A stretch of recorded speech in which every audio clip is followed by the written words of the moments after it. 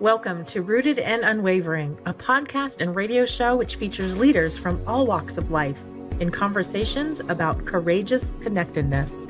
How do we stay connected to our best selves, especially when we are challenged? What becomes possible when we truly stay committed to our own and others' greatness, also when we don't feel it? Join host Hylke Faber, transformational coach, facilitator, and award-winning author of Taming Your Crocodiles, and his guests as they explore leadership greatness in today's episode of Rooted and Unwavering. Well, welcome to Rooted and Unwavering, broadcasting today from New York and Phoenix, where we help leaders connect more deeply to their innate potential. I'm your host, Hylke Faber, and I'm here today together with my friend and colleague, Lodro Rinzler, also a best-selling author and Buddhist teacher. Lodro, how are you today?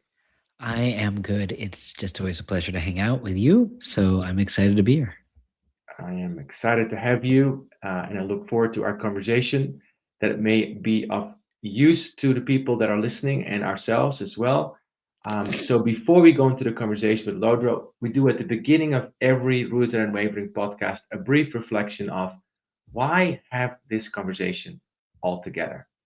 And what I find is that when we are connected, which is about what this podcast is about, we tap into which seem on the surface uh, hidden reservoirs of goodness, of inspiration, of creativity.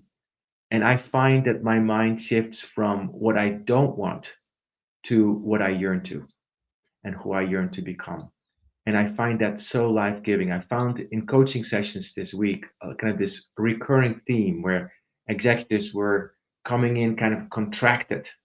And the simple question of what would you like to see happen and who would you like to become grounds us into that deeper knowing.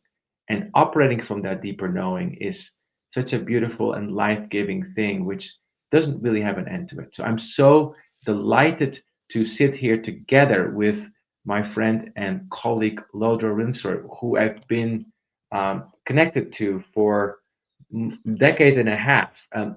Lodro comes to us with so much experience. He's the founder of the Basic Goodness Collective, co-founder of Mindful, and a best-selling author of 6 books. He has been a lifelong messenger of Buddhist principles and brings his extensive learnings to new and varied audiences since childhood.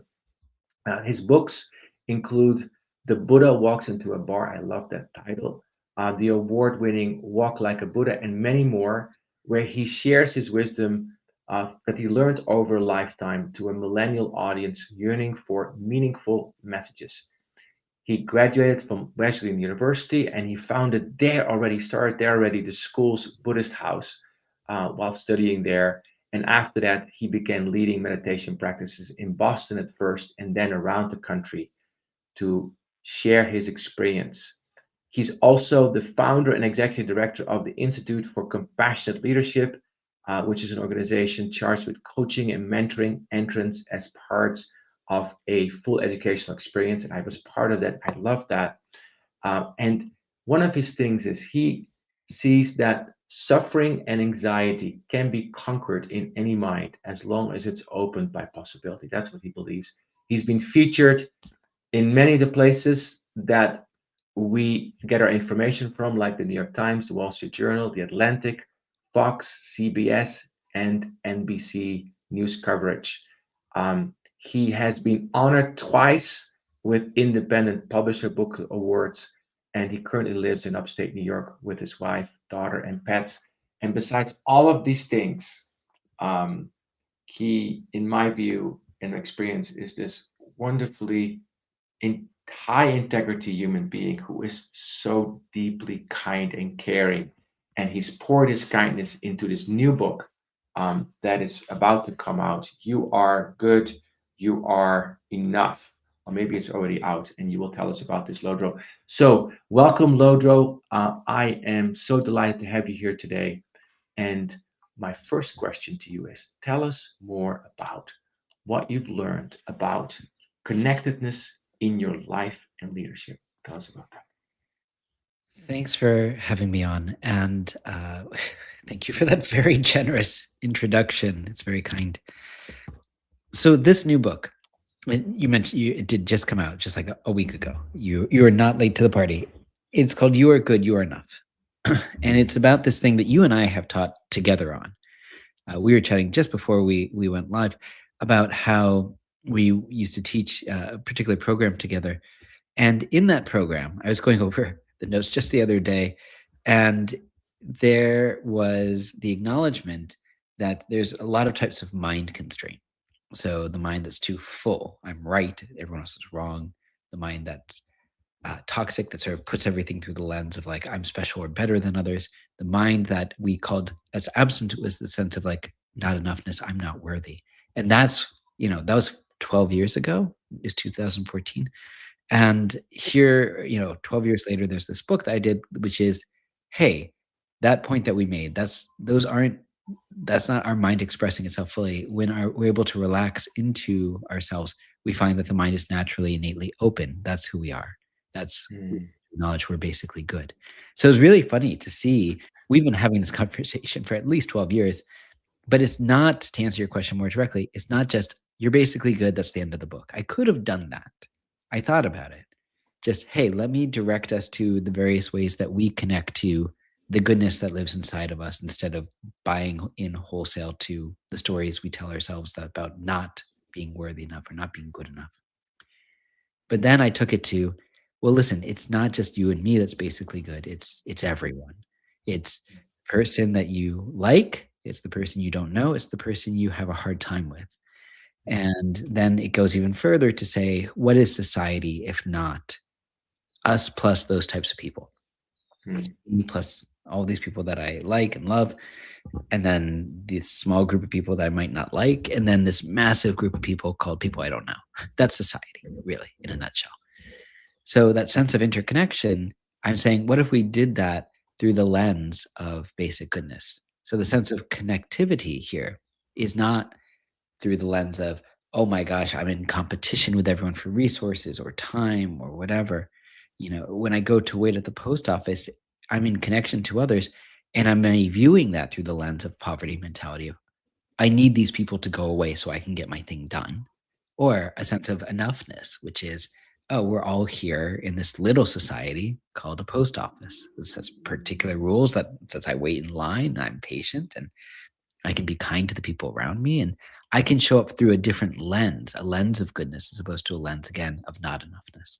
So I think a lot of what I've been thinking about lately in terms of connectivity is that we're A, all connected much more than we think, and B, the common platform within that connection, or the view through which we could view that connection, is one of shared goodness as opposed to trying to find the problems or the mistakes in others. I love that. So tell me about, in your direct experience, when you think about somebody that you may not like or you may strongly disagree with, how do you practice this? It's hard. And I feel like that's where a lot of us get stuck, which is why I went for like multiple chapters on that one. There's a chapter called The Danger of Villainization. There's a chapter called, just flipping through here, Your Ex is Basically Good. What about that world-threatening politician? Like, I'm coming at it from different angles because it could be personal, right? It could be that that person broke your heart and you don't like them. A lot of times these days, it's, again, someone we read about in the news, a world-threatening politician. We say, well, that person definitely isn't good. And, everyone else could be good, but except for them. So to answer your question, it's more about seeking to understand them, which is different than saying, oh, it's fine, whatever harmful things they do. That's not what I'm saying. We don't excuse that. We say, I can look at that, and there's many ways for me to start to understand this person. One would be, you've heard me use this line from the Tibetan teacher Chogyam Trungpa Rinpoche, where when confronted with this sort of question, he says, well, everyone loves something, even if it's only tortillas, right? It has this quality of, like, can I acknowledge that they love, that I love, that there's sort of shared things that we have in common, some of the goodness within us. The other thing I could do, which is a little braver, if I'm being honest, is to look at how I have acted in ways that they may have acted. There are times when I'm not connected to my basic goodness, where I've spiraled, where I acted out of anger or pain or whatever it is, and then I caused harm to myself or others. Now, I may not have as big a scope as a president or another world leader, but I do have the power to affect others around me, right? That sense of, as we said earlier, connection. Right. Whoever I'm around, there's a ripple effect whenever I show up, either from a place of kindness or a place of, speed, aggression, whatever it might be. So I think that to sort of say, oh, I know what it's like and how painful it is when I have gotten lost in anger, jealousy, whatever it is. And then I can say, well, it seems like that person's doing that too. So they're not inherently bad. They're basically good, but they're acting out of confusion and pain. And I can understand that. Again, the ramifications may be very different. The stories may look very different. But that sort of moment of, oh, I'm no longer connected to feeling like I'm enough and I'm acting out of that, I know that. And I know that when someone's going through a period of real difficulty, or they're going through, they're acting out in ways that are harmful, that's what's happening. And I can acknowledge that. And what does that give you? Great question. It gives us a little more peace of mind, frankly.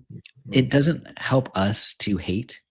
It doesn't help us to walk around with a little ice box around our heart and say, well, I can't be open to, I can be open to many people, but not that sort of person, or not someone that looks like my high school boyfriend, or not someone that whatever it is, whoever harm or trauma we may have, like to say, I'm going to block some people out from my heart is really harmful only to us.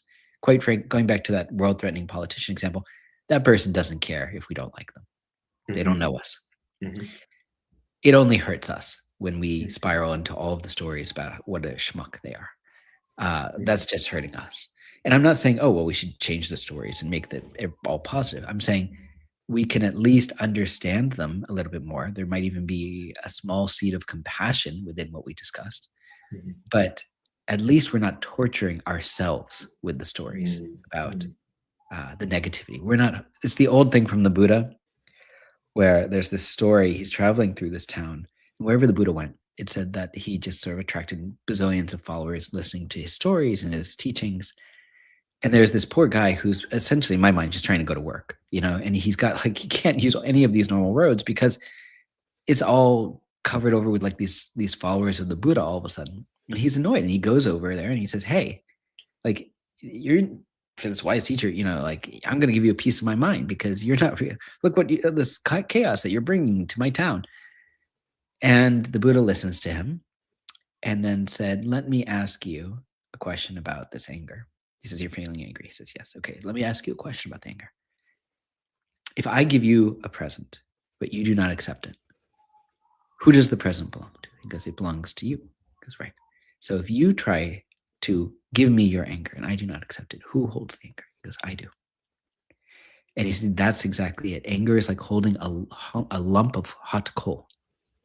And when no one takes it, you're the only one who gets burned. So that is just sort of a traditional story, but it's very relevant because when we do solidify our hearts and try and shut people out of it, the people we don't like, then we're not hurting anyone but ourselves. Very clear and beautifully said. I love that the only person that holds the hot coal is ourselves, and we burn ourselves. Yeah. So understanding, extending compassion, seeing how this person is just like me, has basic goodness and has moments of confusion, or maybe a lot of moments of confusion, which I have too, opens my heart, and it helps me to restore myself to peace, which is where I want to live in the first place. So tell us, Lodro, a little bit about yourself, because I know about you that you grew up in Buddha land in some way. Tell us about your relationship with those teaching, because you could so easily have said, yeah, okay, not for me. I got other things to do in my life. How have you come to dedicate yourself to this? Thank you for that question. Yeah, as you noted, I grew up meditating, so I started practicing this at a young age. And I think that there's something here. It's not about actually growing up meditating. It's about growing up with that view of basic goodness.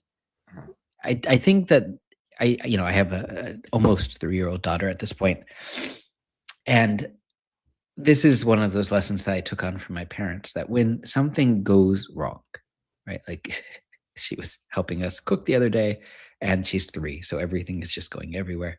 And it's not, oh my God, you're so bad at this. You should be better, cleaner, whatever.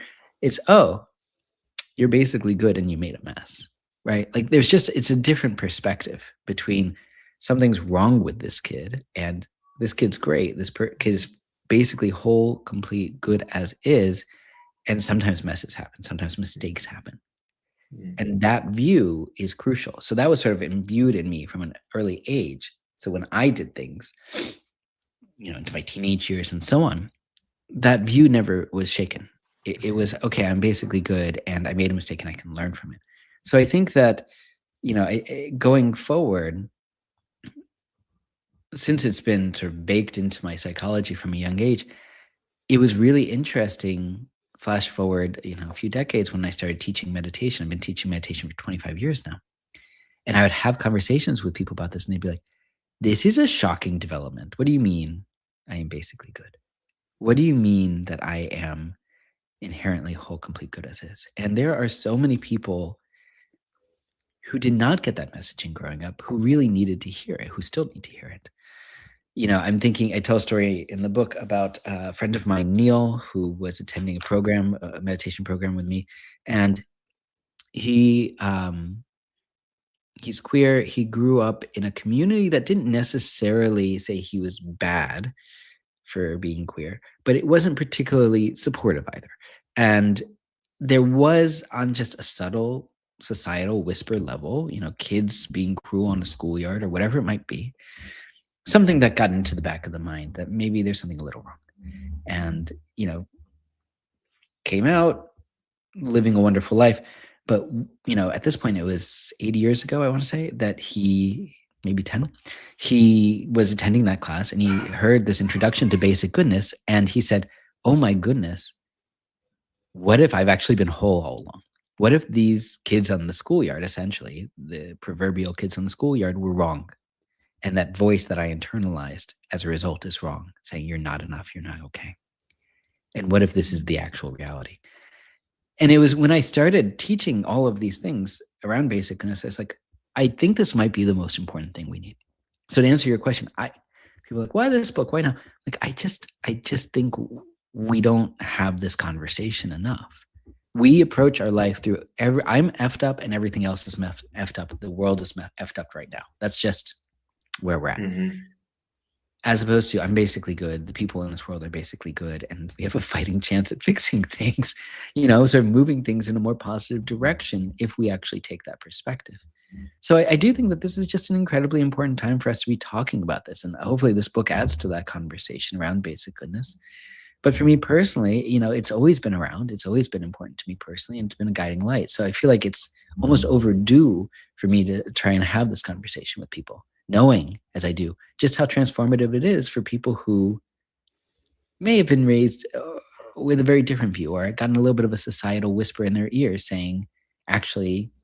For all of us, it's different with this trap of doubt. It could be, if people really knew X, Y, and Z about you, they wouldn't want to date you. It could be, if people understood that you took breaks at work, they would never actually keep you employed. It could be, there's so many versions of just not enoughness. I'm not productive enough. I don't have enough Instagram followers. I don't have, I'm not smart enough or have enough education to do X, Y, and Z. There's so many versions that we just then, internalize in the way that my friend did, and get to the point where we sort of walk around with what's commonly referred to as imposter syndrome. I am an imposter. People feeling new. I saw something online the other day where it was these few lines of, my friend says that I'm a great person. My therapist says I am a great person. My mother says I'm a great person. How have I fooled all of these people? Like something so fundamentally wrong with me that I fooled. I'm so tricky that they, that's how the mind works. So there's something really scary about that. But I think sometimes we fall into that real pit of despair and doubt. And the idea that that's not actually who we are is really important for us to be talking about. I'm fascinated coming from a Northern European culture where Calvinism was the thing, and you were basically bad until proven otherwise. So few of us will make it into heaven with all these conditions, right? When you get to this, and basically what you're saying is, well, heaven is right now. Basic goodness is right now. You don't have to do anything to deserve it, and that's very antithetical for a person that was surrounded by a very different situation. So the question I have for you is, because both are about belief, right? Uh, is basic goodness a belief, or does it go deeper than that? That's a great question. I love that one. Thank you for asking that, because it does go deeper than that. It is not an idea. It's not a philosophical point. It is an experience. So, I mean, having run around in Buddhist circles long enough, that, there's a lot of sense of like, there's nothing dogmatic here, test the metal of all of these teachings. Don't just take them on wholesale, right? Like that's like before the Buddha even started teaching, these monastic followers, these ascetics were like, oh my gosh, you seem to be enlightened. Tell us how you got there. And he's like, hold on, before I get to that, test the metal of this. Like, see if this meshes with your lived experience. And if it doesn't, then do not buy into it. I love that that's like the opening preamble to the Four Noble Truths, the Eightfold Path, and all of that. So when I say that basic goodness is not a belief, but an experience, I'm looking over here at my meditation cushion. There's just these moments where we meditate, and there's just a gap. We're not lost in the stories. We're not lost in that trap of doubt. We're just here. We're present. We're with the breath, for example. And in that moment, we might say, I'm okay right now. And that's basic goodness. It does not more complicated than that. And then, I'll just use some personal examples. So that's what I was practicing earlier. And then earlier than that, I was going to the gym. My daughter rushed over and she said, I want a big hug. And so I was 100% present for a big hug. And that was an experience of basic goodness because I was just there with her. And then after the gym, I came and I got in the shower and I let the water just sort of hit my back. I noticed my shoulders start to sink, and I was present for that. And that was a moment of basic goodness. So it's these experiences that we piece together, ... And, the Tibetan word tantra, we often think that's a very sexy thing. It comes from the word gyu, G-Y-U, which can also be translated as continuity. So it's these moments of wakefulness, and we're just building a continuity of that experience. So when we talk about something really big, like enlightenment, nirvana, we're saying that's the continuity of an experience of basic goodness, of Buddha nature. It's a continuity of our wakeful moments so that we're living a wakeful life instead of one of distraction. So I think, people don't have to be Buddhist to check out basic goodness by any stretch of the imagination. It's something they can do in meditation. It's a really good way to actually show people how to relax into that state, because it's sort of apparent when we meditate. But each of these, sections here, I'm just sort of flipping through the book. Each of the sections of the book, our own basic goodness, the basic goodness of people we like, dislike, don't know, and also basic goodness of society, all of them end with this real sense of, let's look at the on-the-spot practices. I'm just sort of looking at practices around deep listening, loving kindness for a friend, grocery store meditation, the loving kindness photo, where this is going back to an earlier question, we take the photo of someone that we have a hard time with and we put it somewhere in our home. And as we walk by, we just pause and let that be a bit of a stop sign. And we say, whatever feels right to us, may you feel happiness, right? Anything other than may you stop being an effing jerk, just a genuine aspiration for their well-being. And I've had meditation students do this with incredible results where, someone married into a mixed family, and the ex-wife of her husband was really hard to work with. And she took a photo of that person, put that photo on the bookshelf in her home, in her office. And she did this practice. And she said, now when I see this person at soccer practice and I have to interact with her, I actually find that I'm warmer And it's almost disarming this person because they expect me to come at them with hostility, but I'm coming at them from that place of basic goodness. So there's many on the spot techniques, is my point, that we can employ in addition to meditation to help us bring about a continuity of our basic goodness. The word geek in me is triggered. So the word is GUE, GUE? GYU, yeah. GYU. Okay, so Continuity. Or Tantra, yeah. GYU. I think about it as glue. It's like, it's glue. you know, it's the continuity, the GYU, the glue of the wakefulness. And that's I love the agency of that we have, that we can make choices. Like you're saying, put a picture of somebody that you have difficulty with to practice this wakefulness. Um, and now the cynic might say, well, now I'm fooling myself because, I hate the effing guts of this person. You know, that's my truth. So tell us about how that practice is not fooling yourself, or maybe it is. Yeah, there is a little fake it till you make it, admittedly. But I think it's also questioning that absolute thing that you just mentioned, which is, no, this is who I am. And you also mentioned something really important there around the choices we make with the mind. So sometimes, and I work with people like this all the time, I'm an anxious person. They might say, I'm an anxious person, or I'm just someone who's always going to be angry. I'm just an angry person.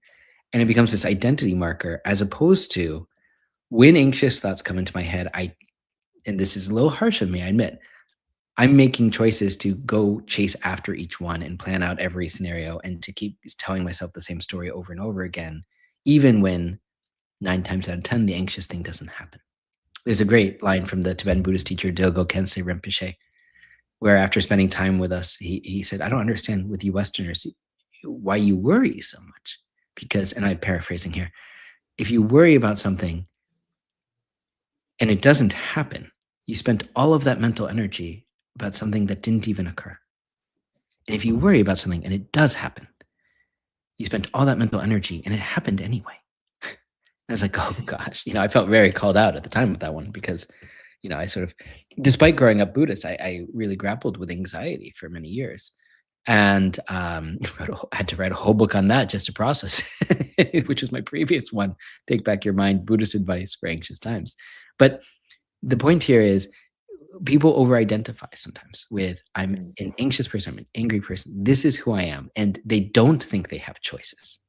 But when we meditate, we learn that the mind is very flexible, and that when that anxious story comes up or that angry story comes up, we could chase after it or we can acknowledge it and come back to the present moment. And the more we train in the act of acknowledging that thought, coming back to the present moment, the more there is actually new neural pathways in the brain that are choosing to do something other than what we have in the past habitually done. So we're making better choices with our mental energy and moving in a direction away from anxiety, anger, whatever our particular poison may be, and toward a mind that is more flexible and open and present. So again, I think it's in terms of the question around, the photo and all that, it's like, well, what if you feel really served by always being angry at this person, more power to you. But 9 times out of 10, I'm guessing the person's going to say, well, it's actually a little painful for me. And I'd rather not feel on edge all the time around this person. And thus we can make choices to start training the mind in a different direction to not cling so tightly to the anger or to the aggression. Again, I love the choicefulness. I also love the motivation that I hear in you, Lodro. And I hear such talk about GYU, our glue in motivation in your life. You've been teaching the Buddhist principles for over 20 years, like 24 years, I think is what you said. That's a pretty good chunk of your life. Looking at the color of your hair on your head and knowing a little bit about you, I'll leave it for that. And that motivation just strikes me. So after the break, I would like to dive more deeply into how do you keep coming back to the cushion? How do you keep coming back to this? Because you've been doing this for so long, the majority or basically all of your life. Well, you had many choices to check out. It's like, this is not for me anymore. This is not for me. Um, so if you're listening, maybe take a moment and reflect on what we've been learning from Lodro today about our choicefulness. I'm very struck by this idea of when we meditate, or in leadership vernacular, we talk about when we go on the balcony of ourselves, we realize that the mind is much more flexible than we might think. And that gives us choices like, oh, do I want to be in this experience of anger and stress and anxiety? I can do it. I'm a creative person. Or am I going to choose a different experience? That's one part of it. And I think underneath that, what I'm hearing is a deeper truth, which is for everybody to discover for themselves, that maybe more true is basic goodness. Maybe. And that's for everybody else to, for everybody to discover themselves. You've been listening to Root and Unwavering. I'm here with Lodro Rinzler, the author of many books, including this new one. I recommend You Are Good, You Are Enough. Check it out. See you after the break. You are listening to Rooted and Unwavering, presented by Growth Leaders Network, the leadership, team, and culture development company. If you would like to learn more about working on connectedness for yourself, your team, or organization, please contact Growth Leaders Network on LinkedIn. And now, back to the show. I just have to admit to you, Lodro, that this idea of being basically good, even though I've heard it and practiced it and all that, it really hits me hard today because I realize how part of my nervous system still believes that I'm basically bad. And it anticipates in the morning. It's like the morning anxiety or the Sunday night blues before going back to work that something bad is about to happen. Actually, I had a colleague this morning that I talked to, and he said, "You look a little intense. What's going on?" And it took me about 20 minutes to figure out that I had been anticipating something bad that was about to happen. And I was over preparing because of that, forgetting my own basic goodness. So, question to you, Lodro, where do you get your motivation? Great question. It feels a little choiceless at this moment. And thank you for sharing that story as well, because it reminds me of a lot of the conversations I have. I'll come back to this question, I promise. But something you said just really sparked something in me, so I want to go there. I work a lot with one-on-one meditation students, and sometimes, I've been working with someone for, a decade, and she will say, I think it's so crazy. I've been meditating this entire time, and I'm still plagued by doubt. And, there's stories about like, what do they think of me and all of that. She's like, I can't believe I'm still doing it. And I was like, well, listen, if you completely eliminated all of those stories, you would already be enlightened. And if you do get there, please tell me so I can put you in the brochure because it looks really good for me. But I'm joking, but there's something here around, we will always grapple with doubt. We will always grapple with those stories. That there's always going to be something that we are trying to, I don't want to say heal necessarily, because maybe that's not the word that people would want, but something that we're working on. And that for many of us, it does come down to these stories of not enoughness or feeling fundamentally broken. So it's very hard for many of us. You're in good company. Everyone else who's listening, who's grappling with this, is in good company. I'm there with you. I have my own stories that come up here and there. And, I was talking to this man, Joe Kelly. Joe Kelly is the current writer for Spider-Man comics. And he has written something like 500 comics, something ridiculous like that.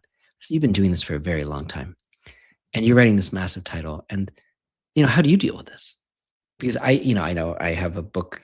You write a book on basic goodness and trap of doubt and all of these things. It's going to bring up that voice in your head, that trap of doubt of, what if no one reads this? What if people hate it? And he goes, oh yeah, that happens every month for me. Every month when the comic book hits the stands. And I think, okay, let's see. Is someone going to hate what I did? Are people going to just say, I'm done with this? This is boring. Is people going to roast me on the internet? And I say, how do you deal with it? He goes, well, it's up to me in terms of how much I turn up or turn down the volume on that voice. So I think that's it. Like, that voice is always going to come up. It was what I heard from him. And again, I think I'm paraphrasing that last line, but basically the idea of, like, I'm not going to let that voice drive the car that I'm in. Like, it can come along for the ride, but I'm not going to let it drive. I'm going to acknowledge that it's there, but I'm not going to let it steer. So what motivates me from all of this is this real, I mean, it sounds very corny to say, but I feel a strong commitment to service. I know you do too. I think this is one of those things that we sort of found out about each other very early on, that we believe that we're here to serve and to be helpful. And I honestly know that, I can't help others if I'm not also taking care of myself. And there have been times in my life where I didn't take care of myself and I spiraled. And it took me a while to get back, from devastating loss, people dying in my life, broken engagement, my father died, my best friend died. There's a lot, job loss. There's so much that happened all at once. And I really spiraled. And it took me, therapy, and then from therapy back to the cushion, and back to the cushion, starting to work with some of the strong emotions that were coming up, and gradually came home to myself. But there was a period of time where I felt a little lost. So, I think knowing that had happened, I'm sort of vigilant. I don't want it to happen again. And that means, like, really, no matter what life throws at me, being really convicted in my practice, like really prioritizing that in the sense of, you do have to, what's the old thing, put on the oxygen mask yourself before you put it on your loved one. So for me, I have to keep up with my practice and my study, both really. And in order to actually show up and be helpful. Otherwise, that tank, sort of energetic tank, gets depleted, and might be reciting platitude or something, but I'm not showing up authentically at that point. So for me, it's really important that I continue to be as present as possible with whoever I'm in front of, so that I can be as skillful as possible. Because we're just, as you said earlier, just a moment ago, if we're doing this from the point of view of, here's my agenda that I want to work with you on, or whatever it is, it gets really murky really quickly. And it's probably not as helpful than if we actually were listening to the person and responding in kind. So the motivation, I would say, is to be helpful, but then the skillful means of rising out of that is, like, I don't call it self-care, but like taking, the proverbial putting the oxygen mask on, of having a real commitment to practice, having a real commitment to study, so that I always feel sort of in line with what I'm actually talking about. So your motivation is almost twofold. It's one, what not good feels like in your life. Yes, thank you. And please, not again. No, no. So, okay, I will drink water today. Or, yes, I will meditate today. Yes, I will read some Buddhist teaching. I will do some study and contemplation, because I don't want to go there again. I know that. And also because I want to be of service. I hear this dual motivation. Lodro, I would love for you to tell us a little bit about that darker time in your life, if you're willing to do that. Sure. Simply because I think many of us go through these times, and many of us may be going through it right now. And I tell you what, in today's world, the magnetism to be there or to be sucked into that, I think maybe higher than it's been for a while. So I think you're right. I think you're right that there's also, just in addition to personal suffering, there's a lot of societal suffering that is happening right now. And it is very easy to get, stuck in the quicksand of that suffering. So keep, every time we refresh CNN.com, we're sort of sinking in a little more, which is not to say, of course, that anyone shouldn't read the news. There's a whole chapter on how to, I don't want to say mindfully, but carefully, skillfully read the news, interact with the news in this book, so that we feel like there's some sense of bearing witness to the world and its suffering without getting overwhelmed by it. So that's a whole chapter, but it's a separate topic. And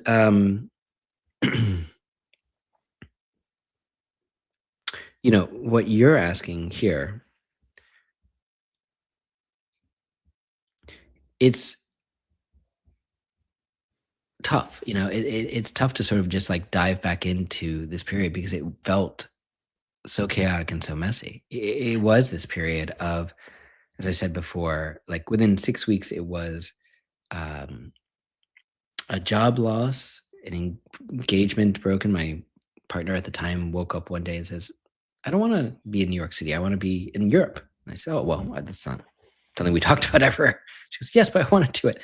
And that was basically the end of the relationship. And then, as I mentioned, one of my best friends passed away. And then a few months later, my father passed away. So it felt like right when I started to come out the other end of it all, I got like knocked down again. And, as I talk about that, the image comes into my mind of like being in the ocean. You're sort of like big waves coming and pummeling you. And at some point you could come up the other end, but then another one comes down. And it's very difficult, as you were talking about before, to get our footing in the midst of that. Mm-hmm. So for me, not to keep shouting out individual chapters of the book, but there's something around what do we do when we make mistakes? What do we do with guilt and shame? How do we handle any of that? Because I was drinking a lot. I was, as I said, I wasn't practicing as much. I definitely should have been in therapy at that point and wasn't. There was just not a lot of processing anything that was going on. And at the same time, I was sort of pushed into, there's a new book out and that I was sort of like, by the way, I'm not pointing at any individual and saying this is their fault. I'm just saying that there's the ask that I sort of go and I travel and I promote a book. And I was sort of regurgitating whatever I had in the book without a lot of heart in it. And I feel guilty about that too, if I'm being honest, because I wasn't showing up as my most authentic self. And so it's a lot of harm for myself, harm for some other people. It's just not great. And then coming out the other end of it, there's this really particular moment where my dear friend Laura said, let's meet for coffee. And I was just sitting in the middle of this park and I just didn't want to move. And I was like, I just want to stay in the park. And it was getting to be dark in New York City, and a lot more people who were sort of scary were showing up in the park, and there were like rats crawling around us. And my friend Laura said, I just really think it's time for us to go to the park. I was like, I don't want to leave the park. And she goes, I think we need to talk about therapy. And I was like, you know what? She like scooped me up, essentially, took me to a restaurant and, made me eat a nice meal. And I realized like, oh yeah, I've really fallen out of alignment with any sense of taking care of myself. Mm-hmm. And part of it was the fact that I was trying to show up so adamantly for others and I was neglecting myself. Mm-hmm. And I think that is a problem that a lot of us have. It's like some of us, particularly parents and people who are, work in sort of industries where we are trying to be of benefit to others, we sometimes put others before that level of care that we need to take care of ourselves. And then we end up depleted and burnt out and worse. So for me, it was dark. It was dark time. And I, really began working in earnest in therapy and really starting to notice some of the patterns that I was perpetuating. And then I brought myself back to the cushion and sort of redoubled my commitment to meditation and got to the point where I really felt like myself again. And it took me a while. It took me longer than I wanted to, but it was real work and I came back. But I think for all of us, anyone who's going through a similar period, that's always my message to them. I wrote a whole book called Love Hurts, Buddhist Advice for the Heartbroken, which it's not just about romantic heartbreak. It's about all of the types of heartbreak. It's societal heartbreak. It's heartbreak about, someone shared their story about losing the house that they wanted. Someone else shared a story about their cat dying. Like there's so many versions of heartbreak that exist. A lot of it comes down to the fact that when we are going through those devastating, really difficult emotional times, the good news about the truth of impermanence that the Buddha taught is that even those are impermanent, that things shift, they change under our feet, we do heal, we do come back to ourselves. So that it's not like, oh, here's a dark time, end of story. It's the old cliche of time healing all wounds. It helps us. It helps us to do the things we need to do around, again, meeting with people here who can hold space for us, meditating, eating well, sleeping well, getting some exercise or moving the body. These are all things that can bring us back to ourselves. And over time, it does happen. And I just got an email the other day from someone who said, hey, I reached out to you when I read your book in 2016. And I didn't believe you that I was going to do that, that I would ever heal in that way. Because I said exactly that to this person. And she said, I'm reaching out to you again 10 years later. I've been in a relationship for the last 2 years. I love my life right now. I feel really good about who I am. And you were right. And I was like, oh, that's very, how rare do you get an email from someone saying, you were right? But it was really nice to receive because that is actually our experience. So this experience of I was myself again, that to me is so core to that choice. Realizing I don't feel like myself. I'm doing all these things. I'm promoting this book. In your case, I'm doing things to feel better. I might be drinking, or I might be doing something. I might be overworking, whatever it might be. Like but I'm not feeling myself. So tell us about, what does Lodro feel like when he is himself, and what does Lodro feel like when he's not himself? Yeah. I feel, coming back to what we've been talking about in the context of this great work that you're doing, I feel connected to others. I feel connected to myself. I feel a sense of being grounded, being fully present. There's a term that you and I have used in our work together, of authentic presence, right? That there is some sense of, like, people can tell when you're actually there. And there's, a word that's sort of like radiating splendor is Ziji, Ziji in Tibetan. And Ziji can be confidence, is often how it's translated. Like, oh, you're confident. But it's not like I'm confident because, I can do this physical thing. It's confidence in who you are. And when someone is confident in who they are, there's that sense of radiating splendor. Like, you can just sort of tell. And, again, we use the term authentic presence as well, you and I. But all of that is when I feel rooted in basic goodness, that's how it manifests. That there is a natural confidence, a natural ease in my life, in my mind, that feels again really connected to others. That when I'm with you.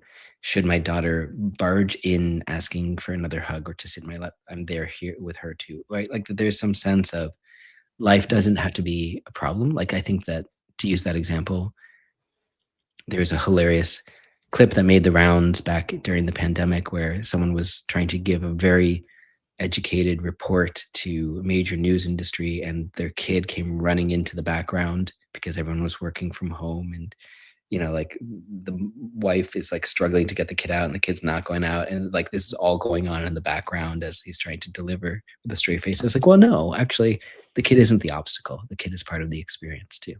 So anyway, long-winded way to say that. But when I'm not connected, I find myself these days, it's not as intense as it was back then. It feels speedy.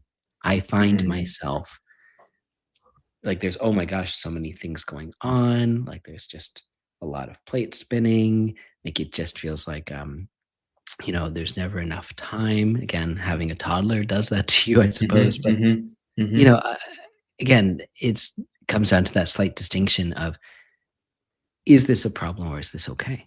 And I get to decide, right? If there's too much going on and, God forbid I have to work on a Friday night or something, I could be like, this is horrible. Or I could be like, that's fine. I'll just get a few things done. Or I won't. I'll push it to Monday, and that's okay too. Like, there's some sense of, again, coming from the view of basic goodness, either life is a major problem if we're disconnected from it, or life is actually pretty workable if we're connected to it. And for anyone who's like, this guy's talking fast, I swear I can get speedier. It's more mental speed that I'm talking about. I'm just excited to connect with Hylke, which is why I talk fast. I get it. I'm taking so much. So the ZG is the authentic splendor that comes out. Sense of goodness, a sense of plenty, a sense of workability. I got this. And it's my choice whether I see life as a problem or life as workable, which doesn't mean, you're not saying life is easy, because I'm reminded of a teacher that I work with, and he experienced it very, very severe physical pain. And I had this idea of basic goodness and enlightenment, like, oh, well, you're going to be blissful. And what he said was, there was a time where I did not want to live anymore because the pain was so intense. And the only thing that got me through it, I thought he was going to say, was my service for others and my connection to the rest of all sentient beings in the world. No, it was my thinking about my wife. So, and I'm not saying that that's the experience, but what I'm saying is I want us to hear what you're saying with deep self-honesty, because otherwise this could be taken as putting a veneer of workability and ease around things, where some things are just very difficult. When you hang off a cliff with one finger, yeah, you might have an experience, life goes on after death, and yet you're going to have an experience about this. So that, Lodro, this conversation is flying by. We are getting towards the last 10 minutes. How that happened, I don't know. So my ask of you, if you think about this, the book that you've just brought out, You Are Good, You Are Enough. And I started looking at it. I started looking at some of the pieces in it. And I love the way that you write things sometimes very innocently. Sometimes I feel that I state very obvious things, but here's one of them. We need to be fully present with our partners. Like, very boom, it's very clear.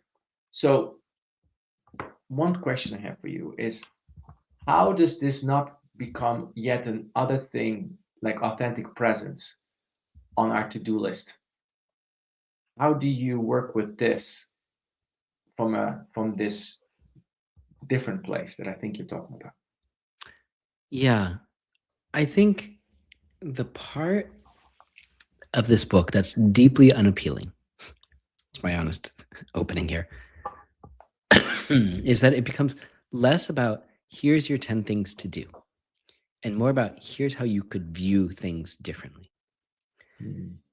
People don't want to hear about view. They want to hear about, like, well, just give me the thing to do so I can go do it and then I'm okay.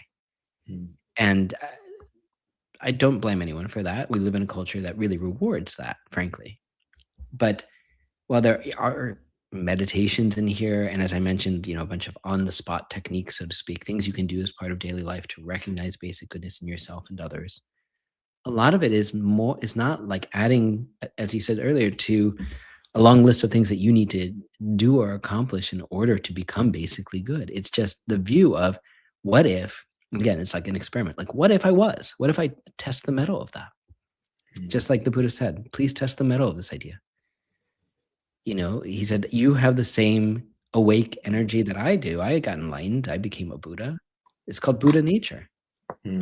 Buddha nature and basic goodness are the same. It is the same thing. So it's just taking the view of, what if I wasn't fundamentally effed up?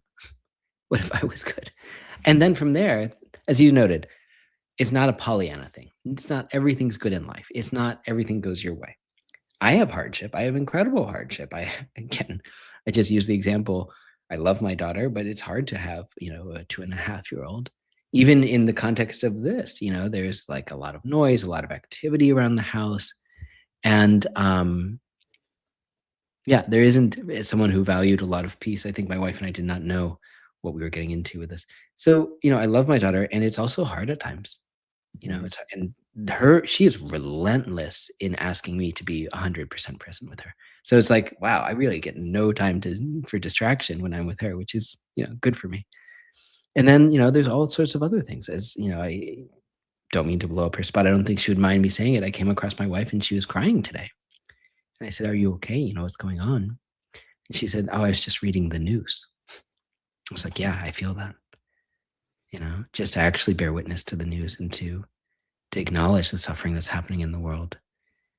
And it feels very personal to us at this time and in our community. And then there's, 10,000 other things that I could mention. My mother has dementia and is, really in sort of the late stages of it. And It's very hard for us. It's really hard. It causes a lot of confusion and chaos, and there's any number of other things I could get into. So it's not like, oh, everything is great. It's the fact that when we have the view of basic goodness, when these things come up, it's not as overwhelming. There's some fundamental strength and resilience that we find within ourselves that say, I can handle the suffering that I view in my life and in the world around me. And I can do it from a better place than I would if I was just saying that I'm broken and I need to deal with it. So I'm working with this book and with basic goodness. And this book, You Are Good, You Are Enough. I'm working on basically my place, the place from which I live. And that is an ongoing practice to deepen that, to become more familiar with that. And it's not a static thing. It reveals itself more and more deeply as we work with it. And sometimes we seem to have lost it, but it didn't go anywhere. So last question, Lodro, as we are closing our conversation today, what would you say to somebody who's today absolutely not feeling basic goodness, feeling basic badness? Yeah, it's a good question. I like that. I would just encourage them, and I don't think you'll mind me doing this.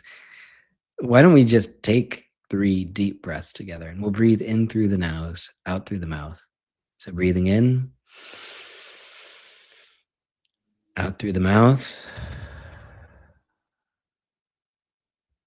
in, out.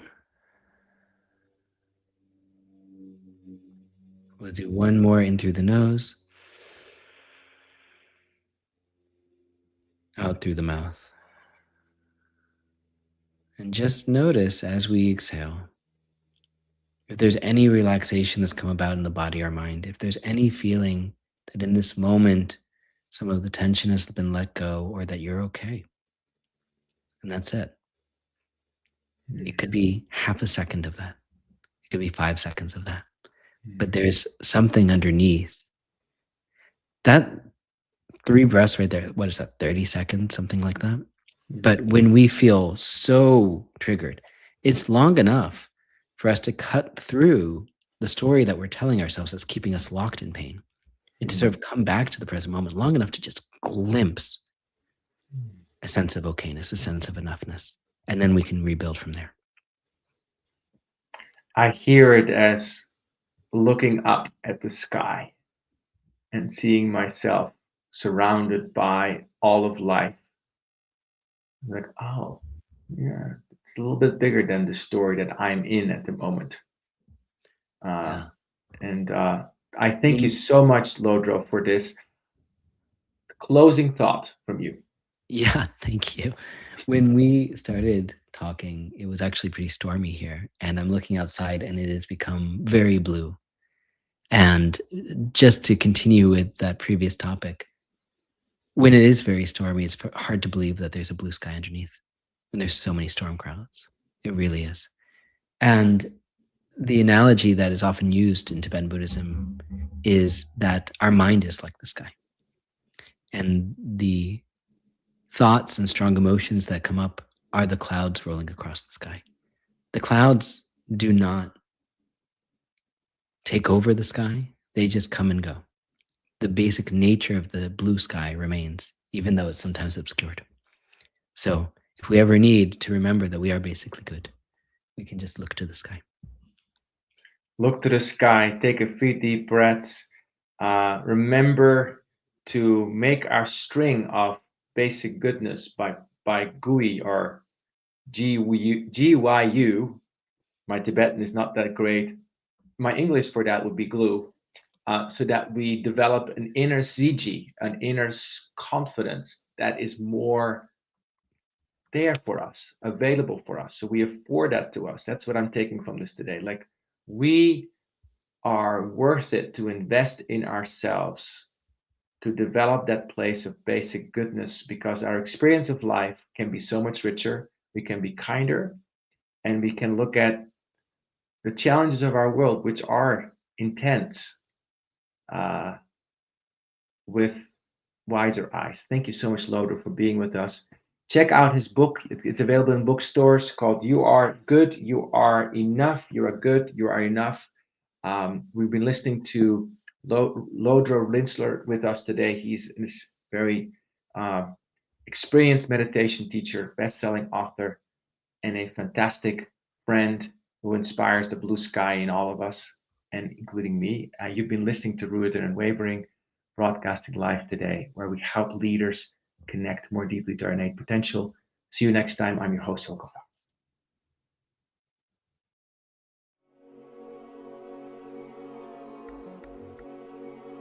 Thank you for joining us in today's episode of Rooted and Unwavering, leadership conversations about courageous connectedness, presented by the leadership development company, Growth Leaders Network. To learn more, subscribe to this podcast, connect with Growth Leaders Network and Hylke Faber on LinkedIn, or read Hylke's award-winning book, Taming Your Crocodiles. Now take a moment and appreciate something that is great about you. Celebrate the gift that you are and enjoy connecting more deeply to your best self today. See you next time on Rooted and Unwavering.